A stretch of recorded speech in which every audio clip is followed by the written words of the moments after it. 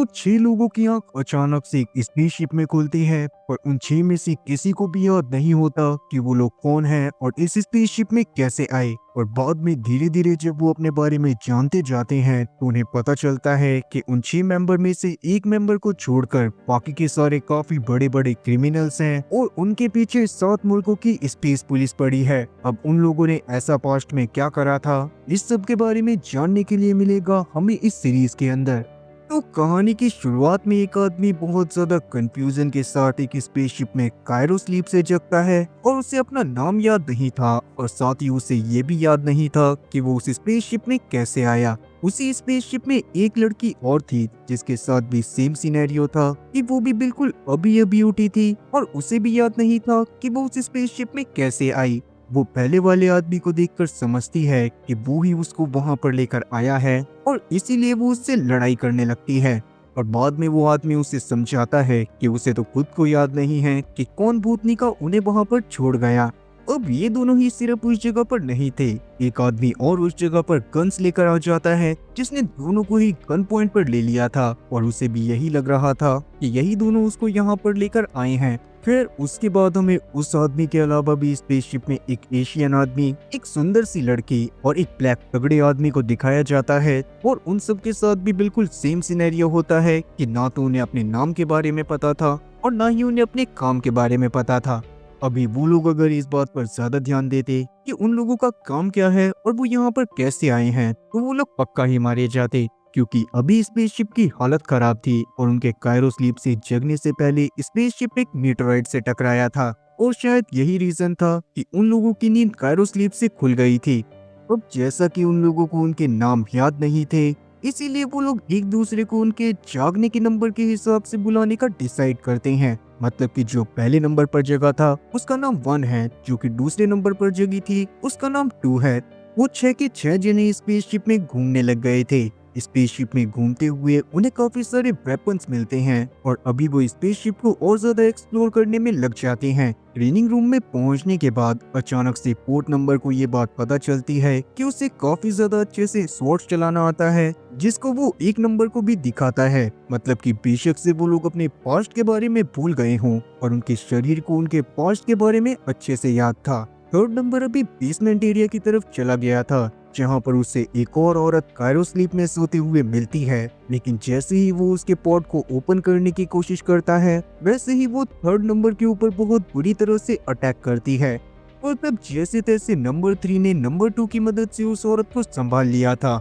और बाद में उन्हें पता चलता है कि वो औरत असल में एक एंड्रॉइड थी जिसको स्पेसशिप की देखभाल के लिए ही रखा गया था। एंड्रॉइड पूरी तरह से होश में आने के बाद स्पेसशिप में आई खराबियों को सही करने में लग जाती है और बाद में जब उससे क्रू मेंबर्स अपने पास्ट के बारे में जानने की कोशिश करते हैं तो उस एंड्रॉइड को भी उनके बारे में कुछ भी पता नहीं होता। और क्योंकि अगर उनके स्पेसशिप रोबोट के पास से उनके लिए कोई इंफॉर्मेशन नहीं थी तो इस बात का मतलब साफ था कि उनके पूरे डेटा को किसी ने जानबूझकर इरेज करा है और शायद वो उन्हें जान से मारना भी चाहता था। और ये बात सच में काफी ज्यादा अजीब थी। दूसरी तरफ हम लोग नंबर 5 को देखते हैं जिससे अचानक से काम करते हुए ही पता चलता है कि उसके पास काफी सारी मेडिकल नॉलेज है और हो सकता था कि शायद वो इस ग्रुप में एज अ मेडिकल मेंबर काम कर रही होगी। उतने में ही एंड्रॉइड को सिग्नल्स मिलते हैं कि उनके स्पेसशिप के पास के एरिया में ही एक और स्पेसशिप आ गया है जो कि उनके स्पेसशिप की तरफ मिसाइल फायर करना चालू कर देता है।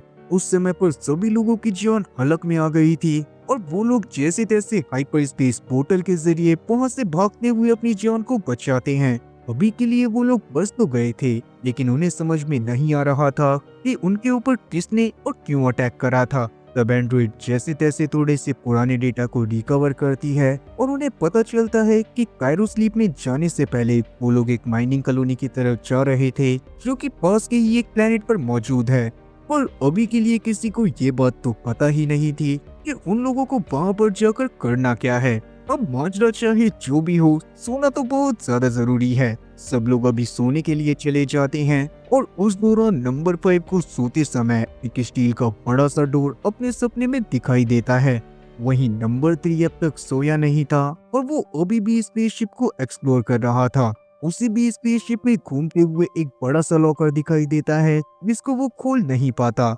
इसीलिए वो उसकी तरफ गन से भी फायर करता है, मगर रिकोचे की वजह से उसकी गोली उसके ही आकर लगती है। वहीं नंबर वन जब अपने रूम में सोने के लिए जाता है तो उसे वहां पर एक लॉकेट मिलता है जो कि काफी ज्यादा अजीब था, और अभी नंबर वन को याद ही नहीं आ रहा था कि वो लॉकेट उसने वहां पर क्यों रखा होगा। अगले ही दिन हम लोग देखते हैं कि वो लोग उस प्लेनेट पर पहुंच जाते हैं जहां पर वो लोग जाना चाहते थे। वहां पर जाते ही माइनिंग कॉलोनी के माइनर्स ने उन लोगों का स्वागत गन पॉइंट पर लेकर उन्हें करा था, क्योंकि उन्हें लग रहा था कि शायद वो लोग उनके ऊपर अटैक करने आए हैं। और तब नंबर वन जैसे तैसे उनसे बात करके उन्हें समझाता है कि वो लोग नॉर्मल एस्ट्रोनॉट्स हैं और बस मदद की तलाश में वहां पर आए हैं। इसीलिए वहां का मुखिया उन्हें खाना पीना खिलाता है और साथ ही उन्हें फेरिस कॉर्प नाम के एक ऑर्गेनाइजेशन के बारे में बताता है जिन्हें उनके प्लेनेट के एस्ट्रॉइड बेल्ट पर काफी सारे मिनरल्स मिले थे, और इसीलिए वो लोग यहाँ पर मौजूद सभी लोगों को जान से मारकर प्लेनेट के मिनरल्स को पूरी तरह से हासिल करना चाहते थे।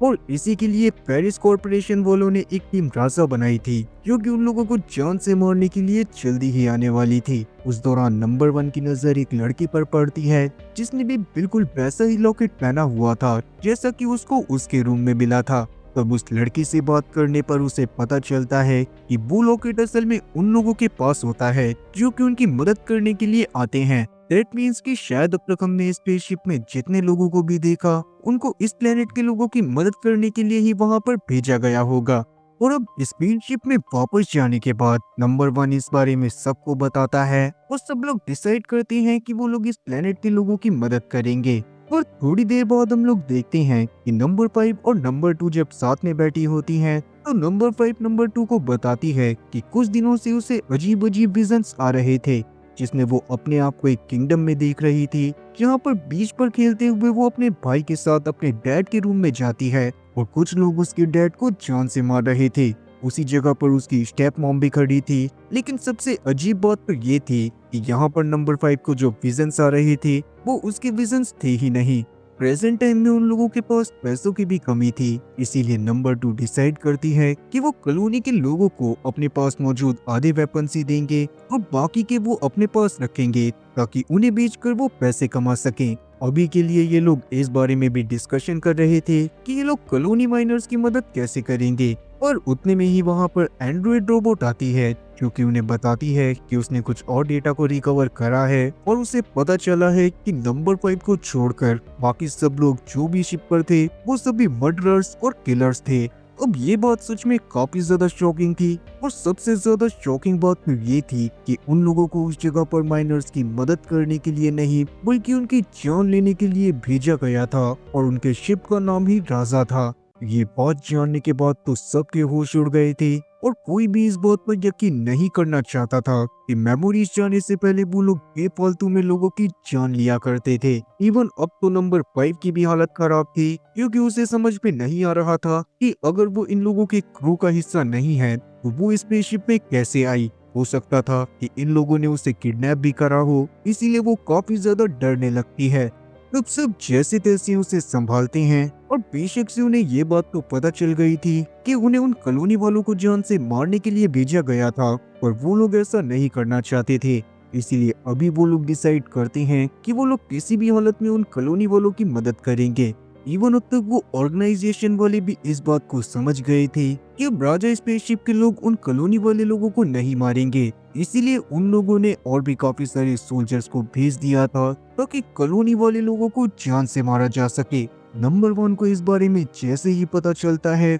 वैसे ही वो नंबर 6 के साथ उन कॉलोनी वाले लोगों के पास चला जाता है जहां पर अब तक काफी सारे सोल्जर्स आ गए थे और उन लोगों ने कॉलोनी के लोगों को गन पॉइंट पर ले लिया था। हालांकि कॉलोनी के भी कुछ लोग थे जिन्होंने उन सोल्जर्स को गन पॉइंट पर ले रखा था और वहां पर नंबर 1 नंबर 6 के साथ उन सोल्जर के ऊपर अटैक करना चालू कर देता है, जिससे अब लड़ाई चालू हो गई थी। वहां का माहौल काफी ज्यादा गर्म था और चारों तरफ से सिर्फ गोलियों का शोर सुनाई दे रहा था। वैसे में नंबर 1 और नंबर 6 मिलकर काफी सारे सोल्जर्स को जान से मार देते हैं और साथ ही अब तक कॉलोनी के लोगों ने भी काफी सारे सोल्जर्स को जान से मार दिया था। जैसे तैसे वहां पर सारे सोल्जर्स तो खत्म हो गए थे, पर कॉलोनी वाले भी काफी ज्यादा घायल हुए थे और नंबर 1 को इस बारे में कंफर्मेशन थी कि जल्दी ही उस जगह पर और सोल्जर्स आएंगे जो कि कॉलोनी वालों के ऊपर फिर से अटैक करेंगे। अभी के लिए सिचुएशन ये बन गई थी कि या तो अपनी जान बचाकर कॉलोनी के लोगों को मरने के लिए छोड़ा जा सकता था या फिर अपनी जान लगाकर उन सोल्जर से लड़ाई करी जा सकती थी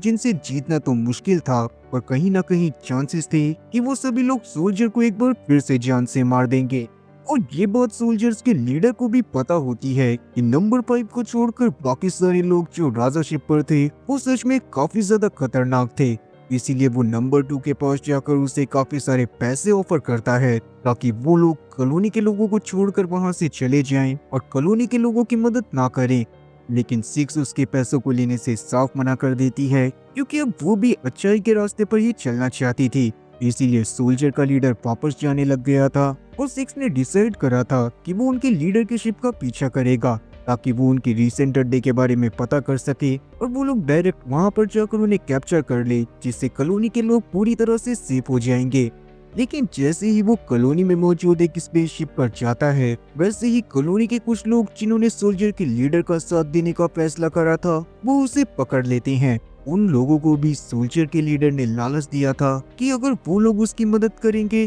तो वो उन्हें मालामाल कर देगा। दूसरी तरफ गांव में अभी नंबर 4, नंबर 1 और नंबर 3 मौजूद थे, जिन्हें अचानक से उस जगह पर 2 शिप के आने के बारे में और पता चलता है, जिनका टारगेट भी सेम था कि कॉलोनी के लोगों को खत्म करना है। अब एक बार फिर से एक बहुत खतरनाक लड़ाई चालू हो जाती है जिसमें नंबर 1, नंबर 4 और साथ ही नंबर 3 बहुत अच्छे से लड़ाई कर रहे थे और साथ ही वो काफी सारे सोल्जर्स को जान से मार रहे थे। वो लोग इस बार भी जैसे तैसे सोल्जर को मारने में कामयाब तो हो गए थे, पर उस दौरान कॉलोनी के मुखिया की जान चली गई थी। इस बात से वो लोग काफी ज्यादा दुखी होते हैं और उतने में ही एक बार फिर से उस जगह पर सोल्जर आकर उन सभी लोगों को गन पॉइंट पर ले लेते हैं। लेकिन नंबर 2 नंबर 5 के साथ सोल्जर्स के लीडर के शिप के पास पहुंच जाती है और डायरेक्टली उन्हें वार्न करती है कि अगर वो लोग कॉलोनी के लोगों को अभी जिंदा नहीं छोड़ेंगे तो राजा शिप में लगे सभी खतरनाक वेपन को वो उनके शिप की तरफ फायर कर देगी। और सच में अगर ऐसा होता तो उन लोगों के बचने के तो 1% चांस भी नहीं थे, क्योंकि राजा शिप अपने आप में ही एक बहुत खतरनाक शिप थी।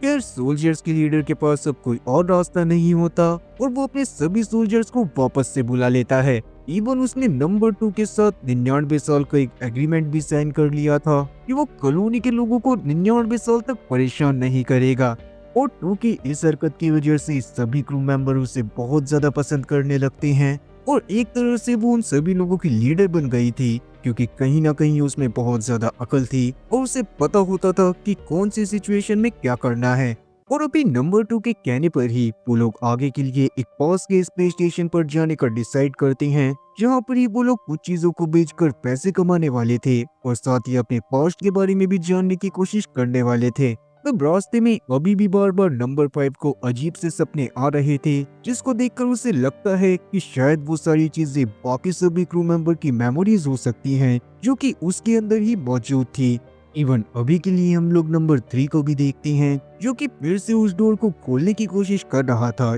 जो कि उसे उस रात मिला था। फिर इसके अगले दिन जब नंबर 5 स्पेसशिप में घूम रही होती है तो वेंटिलेशन पाइप में उसे एक लड़के की डेड बॉडी मिलती है, जिसे शायद किसी क्रू मेंबर ने ही पहले कभी जान से मारा होगा। और क्योंकि अभी उनमें से किसी को कुछ भी याद नहीं था, इसलिए नंबर 2 उस बॉडी को स्पेस में फिकवाने का डिसाइड करती है। तब नंबर 5 सबको बता देती है कि उसे अचानक से लगा था कि उसे वेंटिलेशन पाइप में कुछ जरूर मिलेगा, इसीलिए वो वेंटिलेशन पाइप के पास गई थी, जिससे बाकी सबको ये बात भी समझ आ गई थी कि हो ना हो उन सब की सभी मेमोरीज नंबर 5 के दिमाग में ही थी और नंबर 5 भी उन्हें अपनी मर्जी से एक्सेस नहीं कर सकती थी, या यूं कह लो कि उसे याद तो सब कुछ था पर ना तो वो उसे रिकॉल कर सकती थी और ना ही किसी को बता सकती थी। ओबी के लिए हाइपर स्पेस में अचानक से खराबी आ जाने की वजह से उनका स्पेसशिप एक एक्सट्रीमली गामा रेडिएशन जोन में फंस जाता है, जिसको अगर 3 घंटे में वहां से निकाला नहीं जाता तो गामा रेज स्पेसशिप के अंदर आ जाती और सभी लोग मर जाते। उन 6 के 6 जनों में से किसी को ये बात समझ नहीं आ रही थी कि उनके स्पेसशिप में इस जगह के कोऑर्डिनेट्स को किसने डाला होगा, और इसीलिए अभी उन्हें एक दूसरे के ऊपर भरोसा होना भी बंद हो जाता है, क्योंकि सच में हो सकता था कि कोई एक ही जानबूझकर उन लोगों को वहां पर लाया हो और वो उन लोगों को जान से मारना चाहता हो। इसीलिए वो लोग एक दूसरे के ऊपर गन पॉइंट भी कर लेते हैं। और तब जैसे तैसे नंबर 2 उन लोगों को शांत करवाती है और एंड्रॉइड रोबोट डिसाइड करती है कि वो बाहर जाकर शिप के शील्ड सिस्टम को सही करेगी ताकि वो लोग जिंदा बच पाएं और स्पेसशिप को भी उस जगह से बाहर निकाला जा सके। एंड्रॉइड ने बाहर जाकर जैसे तैसे थोड़ी ही देर में सब कुछ सही कर दिया था, जिससे सब लोग बहुत ज्यादा खुश होते हैं। और जब एंड्रॉइड स्पेसशिप में वापस आती है तभी शॉर्ट सर्किट होने की वजह से आधे रास्ते में ही वो शट डाउन हो जाती है। वो रास्ता अभी भी काफी ज्यादा नीचे था और नीचे जाने में बहुत ज्यादा खतरा भी था क्योंकि गामा रेडिएशन अभी भी उस जगह पर मौजूद थी। तब नंबर 6 और नंबर 1 डिसाइड करते हैं कि वो अपनी जान का रिस्क लेकर एंड्रॉइड की जान बचाएंगे क्योंकि एंड्रॉइड उनकी स्पेसशिप के लिए बहुत ज्यादा जरूरी थी। वो लोग जैसे तैसे एंड्रॉइड को नीचे से ऊपर लेकर तो आ गए थे और वापस आते ही 6 की हालत थोड़ी सी खराब हो जाती है और वो तुरंत ही बेहोश हो जाता है। एंड्रॉइड भी अभी पूरी तरह से सही नहीं हुई थी और जब सबको लगने लगता है कि अब एंड्रॉइड और 6 में से किसी की भी जान नहीं बचेगी, तभी एंड्रॉइड वापस से खड़ी हो जाती है और शॉक देकर 6 की जान को भी बचा लेती है। जिसके बाद ही सब लोग खुश होकर वापस से हाइपर स्पेस से बाहर निकल गए थे और अपनी डेस्टिनेशन की तरफ जाने लग गए थे। और इसके ही मीनवाइल हम लोग जेम्स कॉर्सो नाम के एक आदमी को देखते हैं जो कि एक स्पेस स्टेशन में जाकर राजा शिप के बारे में जांच पड़ताल करने की कोशिश करता है क्योंकि वो उसके मेंबर्स को पकड़ना चाहता था। राजा शिप भी जल्दी ही उस स्पेस स्टेशन पर पहुंच गई थी और हमारे हीरोज के पास अभी पैसों की भी काफी ज्यादा कमी थी, इसीलिए वो डिसाइड करते हैं कि वो उस स्पेस स्टेशन की शॉप पर सबसे पहले तो अपने वेपन्स को बेचेंगे और साथ ही अपने पास मौजूद उन वैल्यूएबल थिंग्स को भी बेचेंगे जिनसे वो पैसे कमा सके। तब वेपन के लिए खरीदार को ढूंढने का काम नंबर 2, नंबर 1 और साथ ही 3 को देती है और उसके बाद हम लोग बाकी सभी लोगों को भी देखते हैं जो कि अपने पास मौजूद वैल्यूएबल थिंग्स को ढूंढने में लग गए थे ताकि वो लोग उन्हें भी बेचकर और ज्यादा पैसे कमा सकें। उस दौरान नंबर 4 को अपने पास एक बहुत वैल्यूएबल रिंग दिखाई देती है जिसके बारे में उसे याद ही नहीं था कि वो रिंग उसके पास कैसे आई। इसीलिए वो रिंग को लेकर स्पेस स्टेशन के एक ज्वेलर के पास जाता है और उसे बेचने की बात करता है। और जैसे ही ज्वेलर उसकी रिंग को अच्छे से देखता है वो काफी ज्यादा डर जाता है और डरते हुए उससे वो रिंग खरीदने के लिए मना करने लगता है।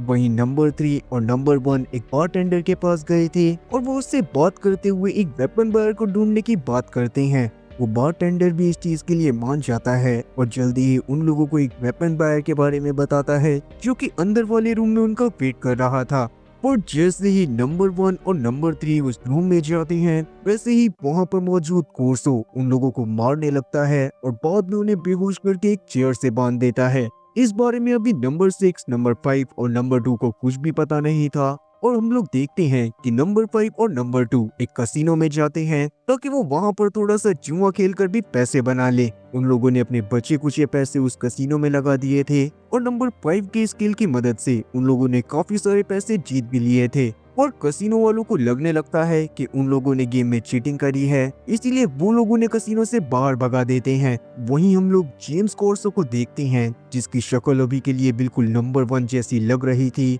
और उसे पता था कि नंबर 1 की शिप पर काफी सारे वेपन्स हैं और वो चाहता था कि वो उन वेपन्स को चुरा ले। इसीलिए अभी वो नंबर 1 और नंबर 3 को बंधा हुआ छोड़कर उनकी शिप में चला जाता है और वहां पर से वेपन चुरा कर ले जाता है। उन वेपन्स को बेचकर कॉर्सो को काफी सारे पैसे मिले थे। आगे हम लोग नंबर 6 को देखते हैं जिसको गामा रेडिएशन की वजह से बर्न मार्क्स हो गए थे और इसीलिए वो स्पेस स्टेशन के एक डॉक्टर के पास आया था। पर जैसे ही वो डॉक्टर से मिलने के लिए जाता है वैसे ही डॉक्टर उसके बारे में कंप्यूटर में थोड़ी सी चीजें सर्च करता है और जैसे ही डॉक्टर को ये बात पता चलती है कि नंबर 6 एक बहुत खतरनाक क्रिमिनल है तो वो तुरंत ही उसे बेहोशी का इंजेक्शन लगाने का ट्राई करता है। पर 6 को डॉक्टर के बात करने का तरीका, उसके हड़बड़ाने का तरीका और उसके एक्शन करने के तरीके से समझ में आ जाता है कि यहाँ पर कुछ गड़बड़ होने वाली है, इसीलिए वो अपना इलाज कराए बगैर ही शिप की तरफ वापस जाने लगता है। नंबर 4 भी अब तक शिप में वापस आ गया था और किसी को भी ये बात समझ में नहीं आती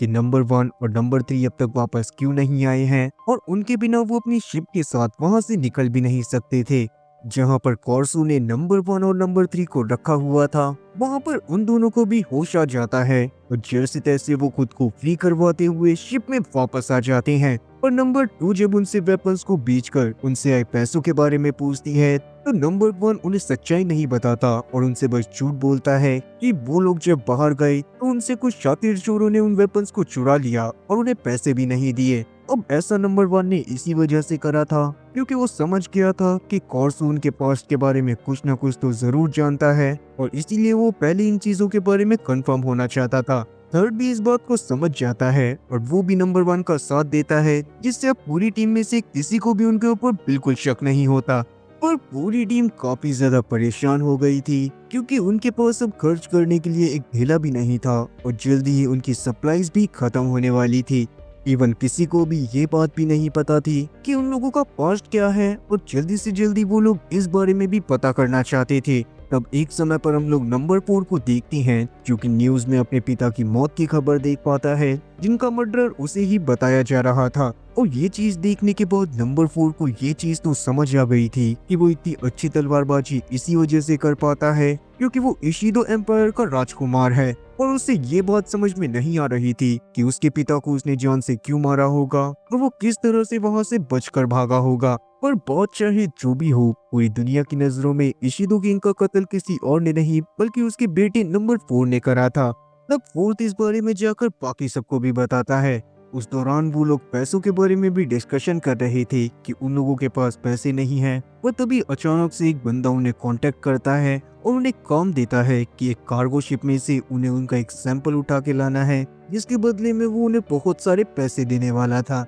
नंबर 2 को ये बात पता तो नहीं होती कि उस कार्गो शिप में ऐसा क्या है जिसके लिए वो आदमी उन्हें कार्गो शिप के पास भेज रहा है, पर वो अभी के लिए पैसों की वजह से इस काम को करने के लिए मान जाते हैं। फिफ्थ और एंड्रॉइड दोनों स्पेसशिप में रुकते हैं और बाकी सारे उस कार्गो शिप के अंदर चले जाते हैं, जहां पर अंदर जाते ही उन्हें काफी सारे लोगों की लाशें दिखाई देती हैं जिनकी बॉडी पूरी तरह से कटी फटी पड़ी थी और किसी को भी समझ में नहीं आ रहा था कि वो लोग कैसे मारे गए होंगे। वो तभी नंबर 2 के ऊपर एक ज़ॉम्बी अटैक करता है और उसकी गर्दन पर काट लेता है। किसी को भी ये बात समझ में नहीं आ रही थी कि इस शिप के अंदर ऐसा क्या हुआ था जिससे यहाँ के लोग ज़ॉम्बीज बन गए। अभी के लिए नंबर 6 उस ज़ॉम्बी को जान से मार देता है और बाद में नंबर 2 को स्पेसशिप में ले जाकर क्वारंटाइन कर दिया जाता है ताकि वो भी आगे चलकर ज़ॉम्बी बनती हुई अपनी ही टीम के ऊपर अटैक ना कर सके। 6 नंबर और 4 नंबर ही 2 नंबर को स्पेसशिप में लेकर आए थे, जिस वजह से वो चारों के चारों अभी वहीं पर बैठकर बातें करने लगते हैं। दूसरी तरफ हम लोग नंबर 1 और नंबर 3 को देखते हैं जो कि उस सैंपल को ढूंढने की कोशिश कर रहे थे जो कि उन्हें बाहर लेकर जाना था। अब हम लोग वापस से एंड्रॉइड को देखते हैं जिसने सेकंड के डीएनए की मदद से ये बात पता लगा ली थी कि असल में उस वायरस को इमॉर्टैलिटी के लिए बनाया जा रहा था और बाद में वो ज़ॉम्बी वायरस में तब्दील हो गया और कार्गो शिप में सारे लोग उस वायरस से इन्फेक्ट हो गए। तभी अचानक से उन दोनों के ऊपर काफी सारे ज़ॉम्बीज अटैक कर देते हैं और वो लोग उनके ऊपर अंधाधुंध गोलियां बरसाने लगते हैं। उन्होंने सभी ज़ॉम्बीज को जान से मार तो दिया था और वहां पर लगे लाइफ सपोर्ट सिस्टम पर उनकी गोलियां लग गई थी, जिस वजह से अब उस कार्गो शिप के अंदर ऑक्सीजन की कमी होने लगती है। इवन उनके कम्युनिकेशन सिस्टम्स भी काम नहीं कर रहे थे, जिस वजह से वो अपनी स्पेसशिप में सिग्नल भी नहीं पहुंचा पाते कि जल्दी ही उनका राम नाम सत्य होने वाला है। और काफी देर से उनकी टीम के पास सिग्नल न जाने की वजह से वो लोग भी इस बात को समझ गए थे कि नंबर 1 और नंबर 3 जरूर ही किसी मुसीबत में हैं और इसीलिए नंबर 6 मैरोडर शिप को कार्गो शिप के पास लेकर जाता है ताकि वो नंबर 1 और नंबर 3 से कांटेक्ट करके उन्हें पहले मैरोडर शिप में बुला सके और बाद में मैरोडर शिप को राजा शिप तक लेकर आया जा सके। और होता भी बिल्कुल ऐसा ही है। नंबर 6 जब मैरोडर शिप को लेकर कार्गो शिप के पास जाता है तो वो नंबर 1 और नंबर 3 से एयरलॉक सिस्टम के पास आने को बोलता है और वो दोनों भी रास्ते में मौजूद ज़ॉम्बीज के ऊपर अंधाधुंध गोलियां बरसाते हुए एयरलॉक सिस्टम के पास आ जाते हैं, जिसके बाद नंबर 6 नंबर 1 और नंबर 3 को लेकर वापस से स्पेसशिप में आ गया था। उस तक काफी घंटे बीत चुके थे पर नंबर 2 के ऊपर अभी भी ज़ॉम्बी वायरस का कोई भी असर नहीं होता, इसीलिए उसे क्वारंटाइन से बाहर निकाल लिया जाता है। फिर अपने रूम में जाने के बाद नंबर 2 जब अपनी गर्दन पर लगे बैंडेज को हटाती है तो वहां पर ज़ॉम्बी के काटने का कोई निशान था ही नहीं। उसकी स्किन पूरी तरह से हील कर चुकी थी और उसका रीजन नंबर 2 को भी समझ में नहीं आता। नंबर 2 के बाहर आने के बाद सबको ये बात तो समझ आ गई थी कि चाहे कुछ भी हो जाए वो कार्गो शिप में से उस ज़ॉम्बी वायरस के सैंपल को बाहर तो नहीं लेकर जा सकते, इसीलिए वो शिप के साथ साथ उस पूरे सैंपल को ही उड़ा देते हैं। इसी तरह से कुछ दिन और बीत जाते हैं और एक समय पर एंड्रॉइड और नंबर 5 एक ऐसी टेक्नोलॉजी को ढूंढ लेते हैं जिसकी मदद से वो नंबर 5 के दिमाग में मौजूद कुछ मेमोरीज को एक्सेस कर सकते थे। और क्योंकि अभी सभी क्रू मेंबर की मेमोरीज नंबर 5 के ही ब्रेन में थी, इसीलिए वो डिसाइड करती है कि वो इस टेक्नोलॉजी का यूज करेगी ताकि वो कुछ लोगों की मेमोरीज को ही सही पर उन्हें एक्सेस करके उन्हें बता पाए। फिर जब टेक्नोलॉजी का यूज करा जाता है तो नंबर 5 सबसे पहले नंबर 4 की मेमोरीज को देखती है, जिसमें वो नंबर 4 की जगह खुद को ही इमेजिन करके चल रही थी। उस दौरान हम लोग देखते हैं कि नंबर 4 अपने सौतेले भाई के साथ काफी ज्यादा अच्छे से रहा करता था और नंबर 4 लगभग हर चीज में परफेक्ट था। इवन उसके डैड भी यही चाहते थे कि नंबर 4 ही आगे चल के उनके किंगडम का राजा बने और वो उसे काफी ज्यादा अप्रिशिएट भी करा करते थे। और जहाँ एक तरफ वो नंबर 4 को अप्रिशिएट करा करते थे, वहीं वो अपने दूसरे बेटे की बेकार कोशिशों की वजह से उसके ऊपर काफी ज्यादा चिल्लाते भी थे और उन्होंने डिसाइड करा था कि वो उसे अपने राज्य से निकाल देंगे। और बस यही बात नंबर 4 की सौतेली माँ को पसंद नहीं आई थी और उसने कुछ लोगों के साथ मिलकर राजा को जान से मरवा दिया था। ये चीजें होते हुए नंबर 4 ने भी देख ली थी और रानी के लोग उसे भी मारने के लिए उसके पीछे पड़ गए थे और जैसे तैसे नंबर 4 वहां से भागने में कामयाब हो गया था। इसके बाद 5 नंबर सीधा अपनी मेमोरीज में देखती है जहाँ पर वो कुछ चोरों के साथ काम करा करती थी। उन्होंने एक बहुत खतरनाक डिवाइस को एक टाइम पर चुराया था और उनके पीछे काफी सारे और लोग भी पड़ गए थे। इसीलिए नंबर 4 अपने साथी के साथ बचने के लिए इस स्पेसशिप में आकर छुप गई थी और यही रीजन था कि जब उसकी आंख खुली तो बाद में उसने इस स्पेसशिप में खुद को पाया। और वो लड़का जिसकी डेड बॉडी उन लोगों को पहले मिली थी, वो लड़का असल में वही लड़का था जिसके साथ नंबर 5 इस जगह पर आई थी। और उसी दौरान हम लोग ये भी जान पाते हैं कि नंबर 2 ने जो भी चुराया था सिर्फ उसी चीज की वजह से ही उसकी पूरी गैंग का खात्मा कर दिया गया था और बाद में वो उन्हीं लोगों के बारे में पता कर रही थी जिन्होंने उसकी गैंग को मारा था। नंबर 5 उन चीजों को देखने के बाद काफी ज्यादा इमोशनल हो जाती है और वो अपनी मेमोरीज में ही फंस कर रह जाती है। तो हम लोग नंबर 6 को रियल लाइफ में देखते हैं जिसने डिसाइड कर लिया था कि वो नंबर 5 को जैसे भी उसकी मेमोरीज से बाहर निकालेगा ताकि नंबर 5 की हालत को स्टेबल करा जा सके। इसीलिए वो भी उस मशीन को अपने शरीर से कनेक्ट करता है और बाद में हम लोग उसके पास्ट को भी देख पाते हैं कि असल में पहले वो एक बहुत अच्छी ऑर्गेनाइजेशन के लिए काम करा करता था और वो एक बहुत खतरनाक एजेंट था। और एक दिन उसके साथी ही उसे एक टेररिस्ट अटैक में फंसा देती हैं, जिस टेररिस्ट अटैक में काफी सारे निर्दोष लोगों की जान गई थी। ये चीज नंबर 6 के लिए काफी ज्यादा शर्मिंदा करने वाली थी और दुनिया भर की स्पेस पुलिस उसके पीछे पड़ गई थी ताकि वो लोग उसे जान से मार सकें। इसी बात की वजह से नंबर 6 को भी गुस्सा आ गया था और उसने एक एक करके उन सभी लोगों को ढूंढकर जान से मार दिया था जो भी उस टेररिस्ट ऑर्गेनाइजेशन में शामिल थे। उन सब चीजों को देखने के बाद नंबर 6 का तो एकदम दिमाग खराब हो जाता है और वो जल्दी से अपने काम को खत्म करने का डिसाइड करता है। वो नंबर 5 की मेमोरीज में चला गया था जहाँ पर नंबर 5 अपने पेरेंट्स के साथ रह रही थी और उसे वहां से बाहर निकलने का मन ही नहीं कर रहा था। पर उस समय पर नंबर 6 जैसे तैसे उसे समझाता है कि ये सारी चीजें रियल नहीं है और अगर वो ऐसे ही करती रहेगी तो शायद उसकी रियल लाइफ में जान भी चली जाए। तब नंबर 5 भी इस बात को समझ जाती है और नंबर 6 के साथ रियल लाइफ में उठ जाती है। तब सबसे पहले उठते ही नंबर 5 ने नंबर 4 को ये बात बताई थी कि नंबर 4 ने अपने पिता की जान नहीं ली, वो उसकी स्टेप मॉम थी जिन्होंने उनकी जान ली थी। और ऐसा नंबर 5 ने इसी वजह से करा था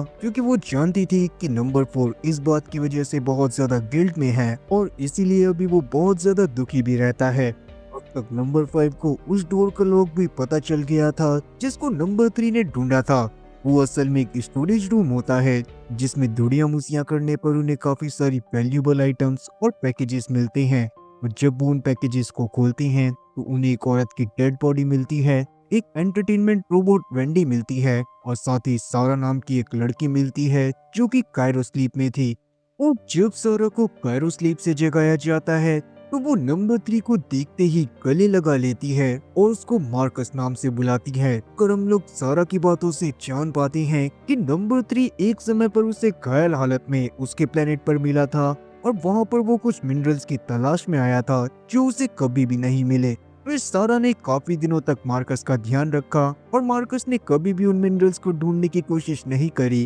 क्योंकि भाई साहब अपने मिशन को भूलकर सारा का ख्याल रखने में जुट गए थे। और एक दिन सारा की तबीयत काफी ज्यादा खराब हो गई, जिसके बाद मार्कस ने उसे स्लीप पॉड में डाल दिया ताकि उसकी बीमारी का जब इलाज आए तो बाद में सारा को स्लीप पॉड से निकाला जा सके। खैर तभी प्रेजेंट टाइम में सारा की तबीयत और ज्यादा बिगड़ने लगती है और उसी दौरान हम लोग वेंडी नाम की नई रोबोट को देखती हैं, जो कि असल में एक दुश्मन रोबोट थी और उसे राजा के टीम मेंबर को मारने के लिए सैम नाम के एक बंदे ने स्पेशली डिजाइन करा था। और सैम ने ये सब इसीलिए करा था क्योंकि एक समय पर राजा के लोगों ने उसके साथियों को जान से मारा था। अभी के लिए वेंडी एंड्रॉइड को बेहोश करके सभी लोगों को एक रूम में बंद कर देती है, लेकिन बाहर अभी भी नंबर 4 और नंबर 5 रह गए थे। वेंडी ने स्पेसशिप के कंट्रोल सिस्टम को हैक कर लिया था और उसे हाइपर स्पेस के जरिए सन के पास पहुंचा दिया था, जो कि जल्दी ही सन के अंदर क्रैश करने वाला था। और अगर ऐसा होता तो राजा शिप के साथ साथ उसके सारे मेंबर मारे जाते।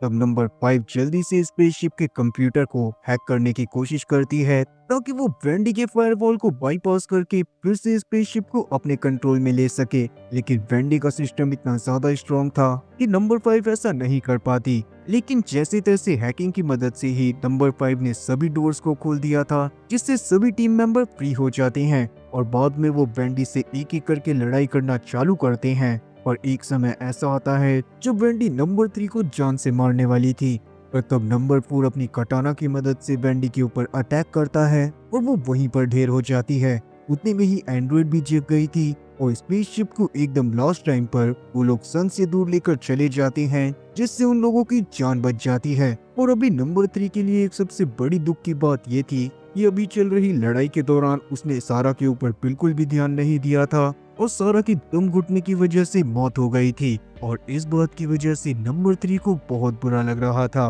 पर क्योंकि अभी उसे अपनी पास्ट की ज्यादा मेमोरीज याद नहीं होती, इसीलिए थोड़े ही टाइम में वो नॉर्मल हो जाता है और सब लोग एक स्पेस स्टेशन की तरफ जाने लगते हैं ताकि वो थोड़ा सा एंजॉय कर पाए और अपनी सप्लाईज को भी खरीद सकें। स्पेस स्टेशन पर जाने के बाद सभी लोग तो एंजॉय कर रहे थे, लेकिन नंबर 6 जिसको अपने बारे में सब याद आ गया था, वो एक बार में जाकर एक गैंग के लीडर के बारे में जानकारी निकालने की कोशिश करता है ताकि वो उस गैंग के लीडर को जान से मार सके। और उस गैंग के मेंबर को जैसे ही इन सब चीजों के बारे में पता चलता है कि ये बंदा उनके लीडर को जान से मारना चाहता है, तो वो लोग उसे ही जान से मार देते हैं। जिसके बाद अचानक से नंबर 6 की आंख एक पॉड में खुलती है और वो एक नींद से बाहर आता है। अब हम लोग जान पाते हैं कि अब तक हमने जिस नंबर 6 को देखा वो असल में असली नंबर 6 नहीं बल्कि उसका एक क्लोन था और उसी क्लोन की जान अभी उन गैंग मेंबर्स ने ली थी। और अभी जिस नंबर 6 की आंख पॉड में खुली थी वो नंबर 6 की असली बॉडी थी और वो क्लोन की मदद से कुछ ढूंढने की कोशिश कर रहा था।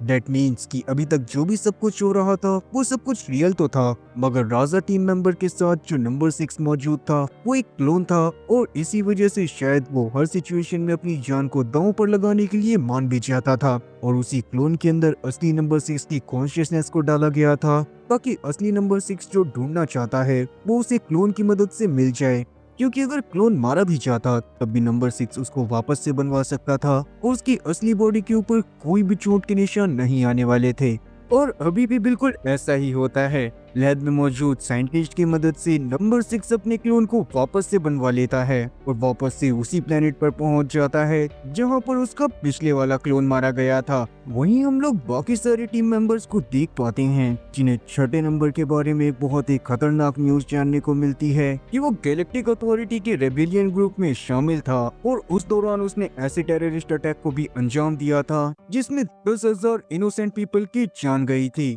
तब इस बारे में जानने के लिए फर्स्ट और फोर्थ वहां पर से ट्रांसिट ऑफिस में चले जाते हैं, जो कि असल में वही जगह थी जहां पर से क्लोन्स को बनाया जाता था और उन्हें अलग अलग जगह पर भेजा जाता था। उस दौरान हमें ये बात भी पता चलती है कि फर्स्ट और बाकी सारे लोगों ने भी अपने अपने क्लोन को बनवाया हुआ था और वो सारे लोग भी असल में एक स्लीपिंग पॉड में थे। लेकिन नंबर 1 वहाँ पर ये चीज भी नोटिस करता है कि जो उसके क्लोन का फेस है वो उसकी रियल बॉडी से काफी ज्यादा अलग है। उसकी असली रियलिटी डेरिक मॉस की थी, जो कि असल में एक बहुत बड़ा बिलीनियर था, पर किसी वजह से उसने इस ट्रांसिट स्टेट में आने का फैसला करा और वो अपनी रियल लाइफ से भागने लग गया। पर चूंकि नंबर 1 और बाकी सारे लोग अपनी पूरी मेमोरीज को खो चुके थे, इसीलिए उन्हें ये बात पता नहीं होती कि आखिरकार वो लोग यहाँ पर करने क्या आए हैं। दूसरी तरफ हम लोग नंबर 6 को देख पाते हैं, जो कि वापस से उन मवालियों के पास जाकर इस बार उनके ऊपर एक सरप्राइज अटैक कर देता है। उनसे उनके जनरल का पता पूछकर उस प्लेनेट पर जाकर उनके जनरल को भी मार देता है।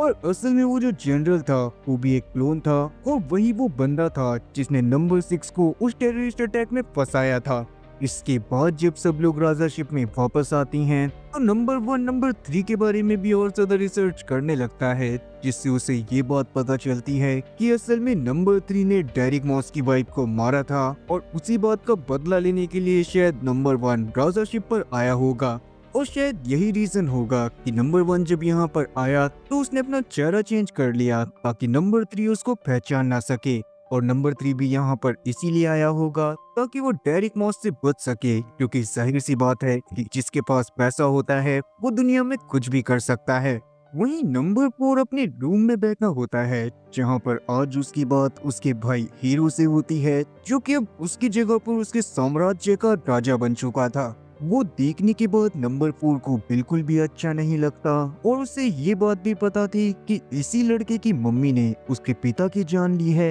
इसीलिए वो हीरो को मारने का डिसाइड करता है। उसने इस बारे में अपनी टीम को कुछ भी नहीं बताया था और सीधा ही अपने साम्राज्य की तरफ निकल चुका था। हीरो को भी इस बारे में कहीं ना कहीं अंदाजा था कि नंबर 4 उसको मारने के लिए आ रहा है, और इसीलिए वो उनके राज्य के सेनापति को नंबर 4 को पकड़कर लाने को बोलता है। और ये सेनापति दुर्भाग्य से वही इंसान था जिसने बचपन में नंबर 4 और उसके भाई हीरो को लड़ाई झगड़े के तरीके और भी बाकी सारी चीजें सिखाई थी। दैट मीन्स कि नंबर 4 उसको कहीं ना कहीं अपने फादर फिगर के रूप में ही देखता था, और उसके लिए इससे लड़ना इतना ज्यादा आसान नहीं होने वाला था। अब नंबर 4 अपने साम्राज्य के पास पहुंच तो गया था, और वहां पर उसकी लड़ाई काफी सारे सोल्जर्स से होती है, जो कि उसी सेनापति के साथ आए थे जिसे हीरो ने भेजा था। पहले तो वो लोग नंबर 4 को सरेंडर करने को बोलते हैं, मगर नंबर 4 इतना जल्दी सरेंडर नहीं करने वाला था। वो एक तरह का बागी बन चुका था, जो कि अपनी ही सेना के ऊपर टूट पड़ता है और एक एक करके सबको मौत के घाट उतारने लगता है।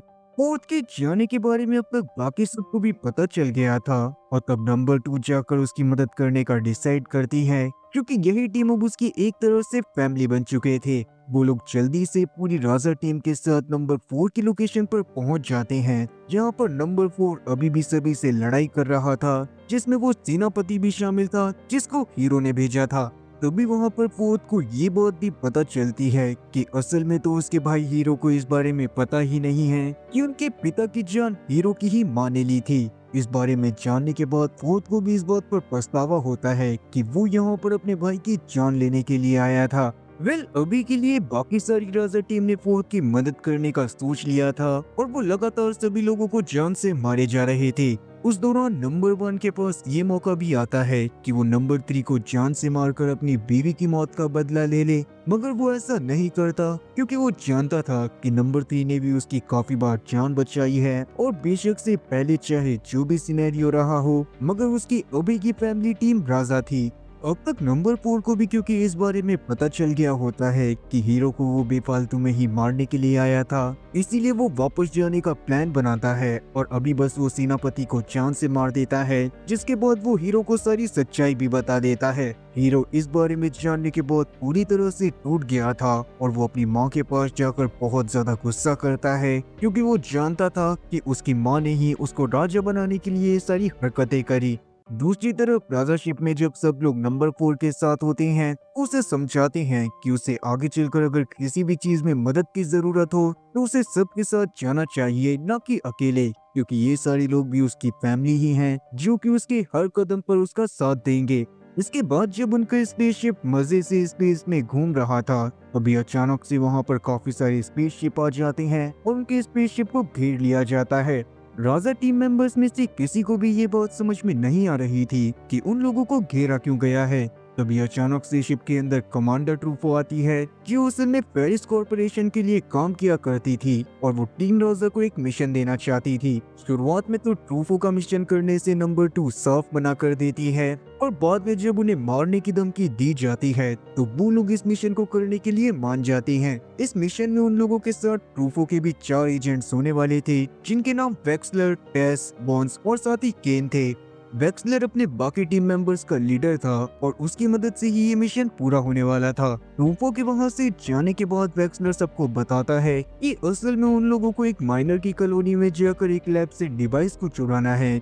जो कि पेरिस कॉर्पोरेशन के लिए काफी ज्यादा जरूरी था। तब बाकी सब भी उस डिवाइस को चुराने के लिए मान जाते हैं और पूरा प्लान बनाने के बाद जब नंबर 2 रात में सोने के लिए जा रही थी तो वेक्सलर उसके पास आकर उसे छेड़ने लगता है और वो चाहता था कि नंबर 2 एक रात के लिए उसके साथ रहे, मगर नंबर 2 को ये बात पसंद नहीं आती और वो वेक्सलर को इतना खतरनाक धोबी पछाड़ देती है कि वेक्सलर का हाथ ही टूट जाता है। अभी के टाइम पर पूरी की पूरी गलती वेक्सलर की थी और वो इस बारे में किसी को बता भी नहीं सकता था, इसीलिए वो अभी के लिए शांत रहता है। पर क्योंकि अब वो उस मिशन पर नहीं जा सकता था, इसीलिए वेक्सलर की जगह नंबर 5 जाने का डिसाइड करती है, क्योंकि जो काम वेक्सलर को आता था वो सारे के सारे काम नंबर 5 को भी आते थे। राजा टीम ने अपने इस मिशन को भी हर मिशन की तरह एकदम समझदारी और पूरी की पूरी ताकत लगाकर करा था, जिससे जल्दी ही ये मिशन खत्म हो जाता है और वो लोग राजा शिप पर उस डिवाइस को लेकर वापस आ जाते हैं। लेकिन उस जगह पर वेक्सलर उन लोगों का इंतजार कर रहा होता है, जो कि नंबर 2 से बदला लेने के पूरे मूड में था। उसने अभी के लिए एंड्रॉइड तक को शट डाउन कर दिया था और राजा की पूरी कमांड को अपने अंडर में ले लिया था, जिसके बलबूते पर वो पूरी राजा टीम को स्टोरेज रूम में डालने लगता है। पर तभी उसे नंबर 2 की गई हरकत याद आती है और वो नंबर 2 को सबके सामने स्पेस में फेंक देता है। तब वेक्सलर ने बाकी सबको स्टोरेज रूम में बंद कर दिया था और नंबर 2 के मरने के बाद सब लोग काफी ज्यादा दुखी थे। किसी को भी समझ में नहीं आ रहा होता कि वो लोग वेक्सलर को कैसे रोकेंगे और अपने आप को कैसे फ्री करवाएंगे। और तभी अचानक से उन लोगों को किसी के चिल्लाने की आवाज आती है, जो कि अचानक से शांत हो गई थी और ऐसा लग रहा था कि किसी ने जबरदस्ती किसी को उठाकर स्पेस में फेंक दिया हो। लेकिन तब हम लोग एयरलॉक में देखते हैं, जहां पर नंबर 2 किसी तरह से वापस आ गई थी और उसकी बॉडी पर जमी बर्फ पिघल रही थी। उस बर्फ के पिघलने के बाद वो एक एक करके वहां पर मौजूद सभी सोल्जर्स को जान से मार देती है और साथ ही उसने वेक्सलर की पूरी टीम को ही खत्म कर दिया था। फिर वेक्सलर के पास पहुंचने के बाद वो सबसे पहले वेक्सलर को धमकाते हुए स्टोरेज रूम के लॉक के बारे में जानती है और बाद में वो वेक्सलर को उसी तरह से स्पेस में फेंक देती है, जैसे कि वेक्सलर ने थोड़ी देर पहले उसको फेंका था। पर वेक्सलर उसकी तरह जिंदा नहीं होने वाला था। नंबर 2 ने अब सभी लोगों को फ्री कर दिया था, लेकिन किसी को भी ये बात समझ में नहीं आ रही होती कि वो खुले स्पेस में जाने के बाद भी जिंदा कैसे बच गई, क्योंकि वैक्यूम में तो किसी भी इंसान को सांस नहीं आती और कोई भी इंसान अगर वैक्यूम में जाता है तो उसकी पूरी बॉडी जम जाती है। पर तब तक स्पेसशिप की एंड्रॉइड चेकर वहां पर आ गई थी और उसने काफी सारी मेमोरीज को और भी रिकवर कर लिया था, जिसकी मदद से ही उसे पता चलता है कि नंबर 2 असल में एक इलीगली मॉडिफाइड ह्यूमन है, जिसकी वजह से ही वो बहुत सारी ऐसी चीजें कर सकती है जो कि नॉर्मल ह्यूमंस नहीं कर सकते। अगर साफ शब्दों में बात करी जाए तो या तो वो कोई साइबॉर्ग थी या फिर कोई म्यूटेंट। इवन जिस भी इंसान ने उसे बनाया था वो इंसान अभी तक नंबर 2 को ढूंढने के पीछे लगा हुआ था और उसी से बचने के लिए नंबर 2 ने उनकी लैब में अटैक करके राजा टीम को ज्वाइन कर लिया था। ये सारी बातें याद आने के बाद नंबर 2 काफी ज्यादा शॉक हो गई थी। पर अभी के लिए जो डिवाइस उन लोगों ने चुराया था वो उसको डिलीवर करने के लिए पेरिस कॉर्पोरेशन की एक लैब में जाते हैं और जैसे ही वो लोग उस जगह से बाहर निकलते हैं तो उसके थोड़ी देर बाद हम लोग देखते हैं कि उस डिवाइस में थोड़ी सी हलचल होती है और उसके बाद पूरा का पूरा प्लेनेट डिस्ट्रॉय हो जाता है। इस बारे में न्यूज में भी खबर आई थी और बताया गया था कि एक व्हाइट होल डिवाइस की वजह से वो पूरा प्लेनेट डिस्ट्रॉय हुआ है और ये सारी हरकतें ट्रूफो की ऑर्गेनाइजेशन ही करा करती थी ताकि वो अपने कॉम्पिटिटर्स को खत्म कर सके। इसका मतलब साफ था कि ट्रूफो पेरिस कॉर्पोरेशन से थी ही नहीं और उसने पूरी की पूरी राजा टीम को धोखा दिया था ताकि वो अपने कॉम्पिटिटर्स को उनकी मदद से खत्म करवा सके। इस बारे में जब टीम राजा को पता चलता है तो वो लोग काफी ज्यादा दुखी होते हैं और सबसे ज्यादा दुख तो उन्हें इस बात का हो रहा था कि इस एक्सप्लोजन के दौरान 15,000 मासूम लोग मारे गए थे और इसीलिए उन लोगों ने डिसाइड कर लिया था कि वो लोग अब ट्रूफो की पूरी ऑर्गेनाइजेशन को ही खत्म कर देंगे। वो लोग उसकी लैब के बारे में पता लगाते हैं और साथ ही उन्हें ये बात भी पता चल जाती है कि ट्रूफो का मेन हेडक्वार्टर कहाँ पर है, जिसके बाद वो सीधा उस प्लेनेट पर पहुंच गए थे और उन्होंने लैब के ऊपर अटैक करने का पूरा मन बना लिया था। लेकिन जैसे ही वो लोग अंदर जाते हैं वैसे ही काफी सारे आर्म गार्ड उन्हें पकड़ लेते हैं, जिनके साथ एलेक्स नाम का एक आदमी भी था और वही नंबर 2 का क्रिएटर था। वो उसको रेबेका के नाम से बुलाकर बेहोश कर देता है और तब जाकर हम लोग समझ पाते हैं कि असल में उस प्लेनेट का डिस्ट्रॉय होना एक प्लान में शामिल था, जिससे रेबेका यानी कि नंबर 2 को इस प्लेनेट पर वापस लेकर आया जा सके। अब क्योंकि एलेक्स को राजा शिप के किसी और मेंबर से कोई लेना देना नहीं था, इसीलिए वो उन्हें वापस से राजा शिप पर भेजकर वहां से बाहर भेज देता है। एलेक्स ने राजा शिप को कुछ समय के लिए कुछ इस तरह से मॉडिफाई करा था कि राजा शिप का कोई भी मेंबर प्लेनेट से बाहर निकलने से पहले शिप को रोक नहीं सकता था। और इसका मतलब साफ था कि नंबर 1, नंबर 3, नंबर 4 और नंबर 6 भी नंबर 2 को बचा नहीं सकते थे। लेकिन तभी अचानक से नंबर 1 और नंबर 3 के दिमाग में एक आइडिया आता है और वो शिप का गेट बंद होने से पहले एंड्रॉइड को उस प्लेनेट पर छोड़ देते हैं। दैट मीन्स कि अब नंबर 2 को बचाने की पूरी जिम्मेदारी एंड्रॉइड पर थी। वहीं हम नंबर 2 को देखते हैं, जिसकी जब आंख खुलती है तो उसको याद आ जाता है कि उसने पिछली बार भी इस लैब से भागने के लिए काफी सारे डॉक्टर्स और साइंटिस्ट को जान से मारा था, क्योंकि वो लोग उससे ऐसे काम करवाते थे जो वो नहीं करना चाहती थी। एलेक्स ने असल में उसको मॉडिफाई करा था ताकि वो अपने कॉम्पिटिटर्स और साथ ही अपने दुश्मनों को खत्म करवा सके। और उसके हर मिशन के दौरान काफी सारे मासूम लोग भी मारे जाते थे, इसीलिए नंबर 2 एक समय पर सबके ऊपर अटैक करके वहां से भाग गई थी। एलेक्स आगे चलकर भी नंबर 2 की मदद से वही करवाना चाहता था, इसीलिए वो उसकी मेमोरी को वाइप करने का डिसाइड करता है। इस प्रोसेस में वो कामयाब भी होने ही वाला होता है कि तभी अचानक से नीचे एंड्रॉइड पहुंचकर उस मशीन की पावर ही कट कर देती है, जिससे नंबर 2 की मेमोरीज वाइप आउट करी जाने वाली थी। नंबर 2 भी अब बच गई थी और उसने पहले की तरह ही सभी लोगों के ऊपर अटैक करना चालू कर दिया था ताकि वो वहां से भाग सके। इस चीज में एंड्रॉइड भी उसकी मदद करती है और वो लोग वहां पर मौजूद सभी सोल्जर्स को जान से मारकर वहां से बाहर आ जाते हैं। फिर थोड़ी दूर जाने पर उन्हें नंबर 6 पिक कर लेता है और वो लोग वापस से स्पेसशिप में पहुंच जाते हैं। सब लोग नंबर 2 के वापस आ जाने से काफी ज्यादा खुश थे। और वहीं दूसरी तरफ एलेक्स को जब इस बारे में पता चलता है कि नंबर 2 लैब से फिर से भाग गई है, तो वो उदास होकर एक रूम में जाता है जहां पर अधमरी हालत में एक बूढ़ा इंसान लेटा हुआ था। वो एक तरह के हाईटेक लाइफ सपोर्ट सिस्टम पर था और जब उसको नंबर 2 के भागने के बारे में पता चलता है, वो गुस्से में सीधा ही एलेक्स से बोलता है कि वो पूरी टीम रोजा को ही खत्म कर दे। रोजा शिप में सब लोग काफी ज्यादा खुश थे और उन्हें एलेक्स के बारे में कुछ भी नहीं पता था।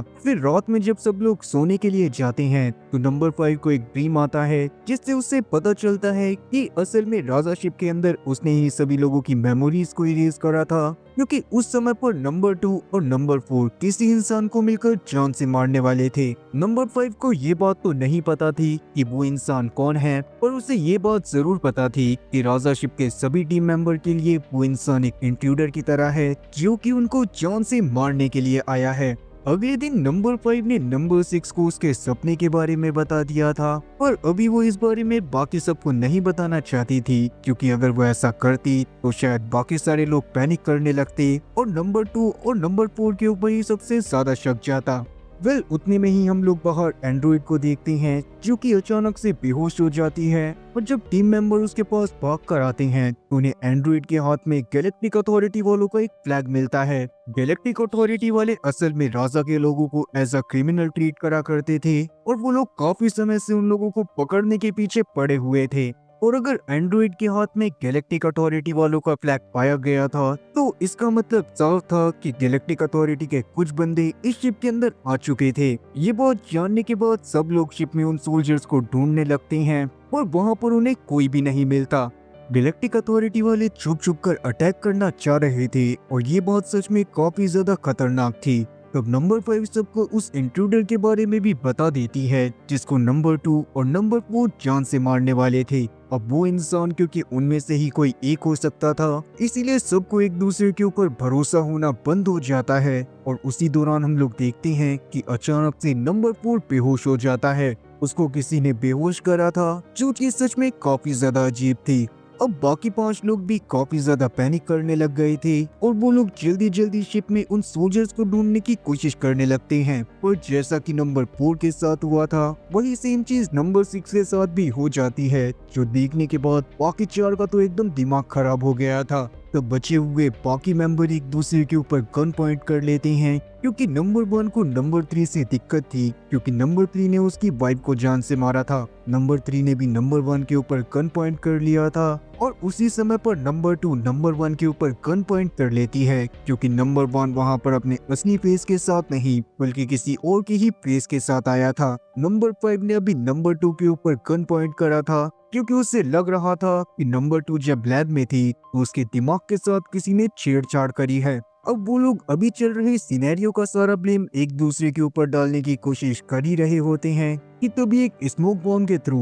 उन सभी लोगों को बेहोश कर दिया जाता है। उनकी शिप के पास गैलेक्टिक अथॉरिटी वालों का एक शिप आ गया था और वो लोग शिप के अंदर मौजूद सभी लोगों को पकड़ने के लिए आए थे। डेट मीन्स कि उनकी टीम में जो भी इंट्रूडर था वो गैलेक्टिक अथॉरिटी का ही एक बंदा था, न कि किसी और ऑर्गेनाइजेशन का। थोड़ी देर बाद हम लोग देखते हैं कि सभी लोग जो कि बेहोश हो गए थे उन्हें सोल्जर्स लेकर जा रहे थे, लेकिन बस नंबर 6 ही ऐसा था जो कि उन लोगों के साथ नॉर्मली जा रहा था। और इस बात का मतलब साफ था कि नंबर 6 ही वो इंट्रूडर था जो कि उन लोगों के पास आया था ताकि वो उन्हें पकड़वा सके। और इसका मतलब ये भी हो सकता था कि नंबर 6 ने शुरू से लेकर अब तक जो इन लोगों की मदद करी वो इसी वजह से करी ताकि वो लोग उसके ऊपर अंधा ट्रस्ट करने लगे। और क्योंकि अब इन सभी क्रिमिनल्स को पकड़ा जा चुका था जो कि गवर्नमेंट की नजरों में क्रिमिनल थे, पर उन्होंने अपनी किसी पर्सनल रीजन की वजह से ही गलत हरकतें करी थी, गैलेक्टिक अथॉरिटी वाले उन्हें पकड़ कर ले जाते हैं। इसके साथ ही ये सीरीज भी यहीं पर खत्म होती है।